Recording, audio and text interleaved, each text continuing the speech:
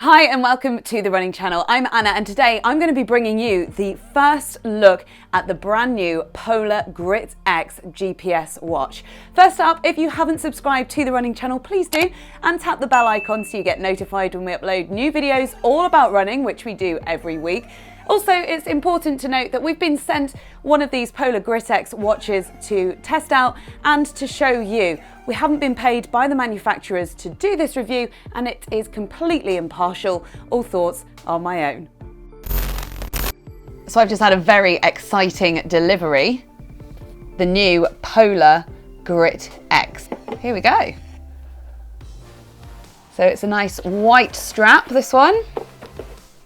Also in the box, of course, we've got the charging cable, and then hidden at the back, and importantly for me, I'm going to have to do a little bit of reading, I think.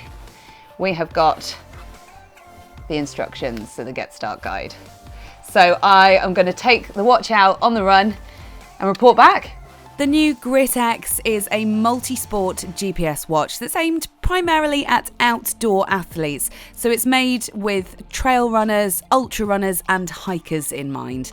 It has some new features that haven't been seen in previous Polar models, like the Vantage, including Hill Splitter, which automatically counts your hill reps, the FuelWise feature that lets you set manual and auto reminders to tell you when to take on food and when to drink, with longer days out on the trails in mind.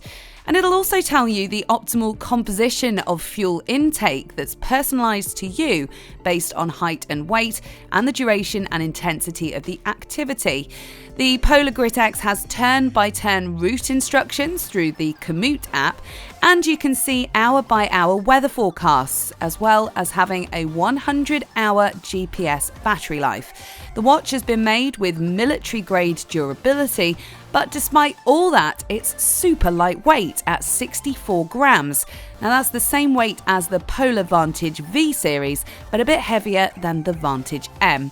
The screen is brighter and clearer than previous Polar models, and you can control it with a mix of using the 5 push buttons around the side and a touchscreen option as well. Now it's time to go on my run, so I'm going to put my watch to the test and have a little look at what it's going to suggest for a session for me to do. Okay, so I've selected the long slow run option from the Polar, and I'm wearing my other watch that I've been using for probably about 6 months now, just so that I've got 2 sets of stats to look at so that I can compare them afterwards. So I'll have my Garmin stats and my Polar stats so I can look at if there's any differences or discrepancies within the GPS or within the mapping and the routes, heart rate data, that kind of thing. So yeah, best get on with my run.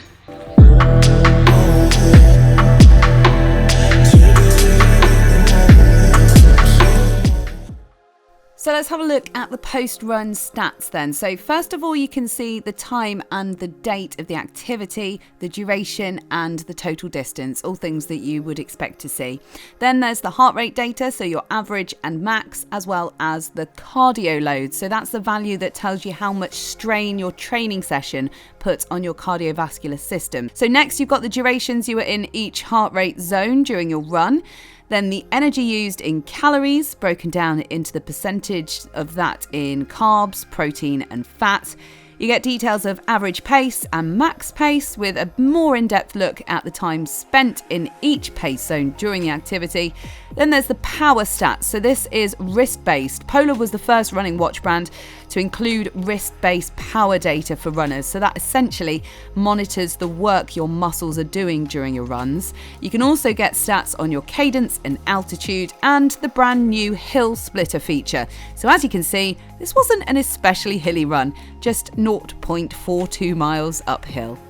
Okay, so I have the files open for the run that I did on Polar Flow and on Garmin Connect, so I can have a little look through at the stats and see if there's anything that's been recorded differently, or see if there's anything outstanding, any differences with the GPS and that kind of thing. Both watches showed the same route mapping and came out within 0.01 miles of each other on distance, so no major concerns there. Interestingly, the heart rate average came out different by 4 beats per minute, which is around a 2% difference that might be accounted for by wearing them on different wrists, how tight the straps were, or potential differences in the sensors.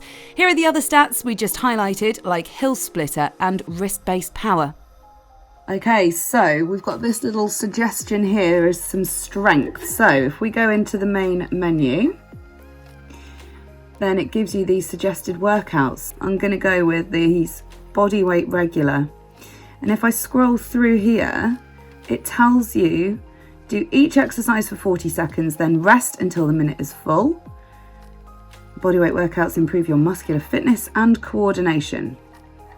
So warm up for 5 minutes, then we've got these little animations to tell you how to do the exercises. So we've got a minute of squats, well 40 seconds, 20 seconds rest, some push-ups, look, little push-ups, some good mornings, bench dips, so tricep dips there,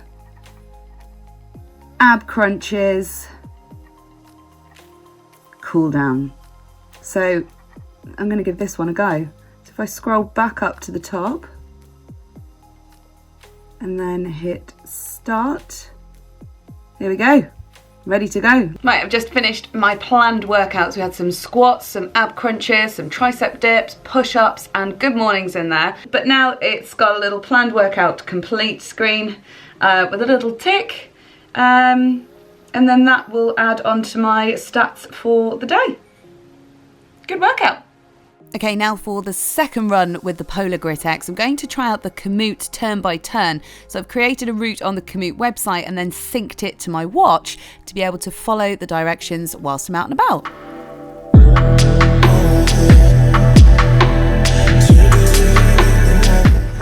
Yeah, there's the turn.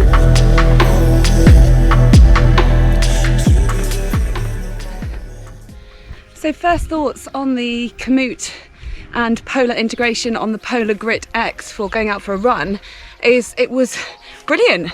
I loved it. It meant that I was able to follow the route on the watch without sort of just staring at it the whole time, because every time there was due to be a turn, it gave you enough notice that there was a turn coming up and then a second notification to say turn now, which meant that I was out on routes that I've never done before, which I absolutely love doing. I love running new routes. I find it far more interesting doing new routes than the same ones over and over again.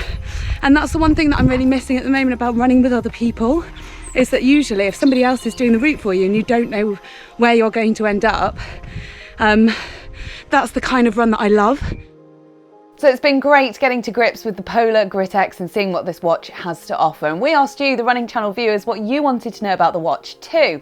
So here's a brief summary of some of the frequently asked questions. So the thing that came up the most was, of course, the price. So the Polar Grit X comes in at £379. Now that is significantly lower than the likes of the Garmin Fenix 6S Sapphire and also the Sunto 9 Barrow. However, it's important to note that the watches have different features. So for example, the Garmin Fenix 6S comes with music, but the Polar Grit X does not have that capability. But where there are extra features on some other watches the Polar Grit X doesn't have, there are also the extra features like the hill splitter and the fuel wise and the Komoot turn by turn instructions that come with this watch that the other ones don't have.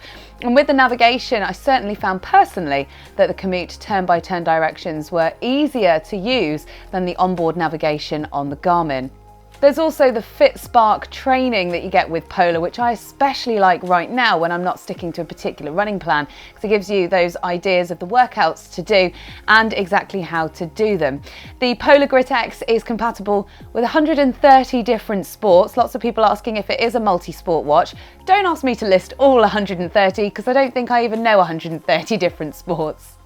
The GPS accuracy I did find to be pretty spot on the test runs that I did do. Now I tested this watch out on the trails, which it is made for, but there are no real sort of mega thick forests around that can tend to make you lose your GPS signals. So perhaps needs a little bit further testing out a little bit further afield. I'm just not able to do that right now, nor did I test it around any big buildings in built up cities, because again, just the logistics of being able to do that right now don't work. So that's something to test for future. But in general, it clocked onto the GPS signal really quickly and the accuracy was within 0.01 mile of the Garmin that I was using on the same runs. So a lot of you wanted to know about the battery life for the Polar Grit X, of course, because there is nothing more frustrating than wanting to go out for a run and realizing you forgot to charge your watch.